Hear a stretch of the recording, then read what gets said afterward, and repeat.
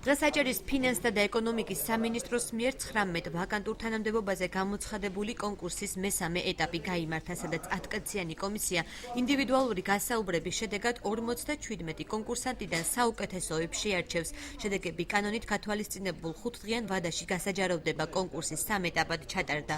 მონაწილეებს შესაბამისი სამართლებრივი აქტების, უცხო ენისა და კომპიუტერული პროგრამების სათანადო ცოდნა უნდა გამოევლინათ. აჭარის ფინანსთა და ეკონომიკის სამინისტრომ კონკურსი 2 აპრილს გამოაცხადა და პროცესს რეგიონში არსებული არასამთავრობო სექტორის წარმომადგენლები აკვირდებოდნენ. აჭარის ფინანსთა და ეკონომიკის სამინისტროში გამოცხადებული არის კონკურსი ვაკანტურ თანამდებობებზე, მიმდინარეობს თანამშრომლების შერჩევა და რამოდენიმე დღეში გახდება ცნობილი თუ ვინ იქნება ის თანამშრომლები, რომელიც ამ ვაკანტურ თანამდებობებზე შეირჩევა. კონკურსი მიმდინარეობს გამჭვირვალედ, ყველა კონკურსანტს ეძლევა რეალურად შესაძლებლობა წარმოაჩინოს უნარჩვევები, ასე ვთქვათ, მისი გამოცდილება და პროფესიული შეკითხვების დასმის შედეგად მას აქვს ყველანაირი შესაძლებლობა, რომ დაუმტკიცოს კომისიის წევრებს მისი უპირატესობა სხვა კონკურსანტებთან შედარებით.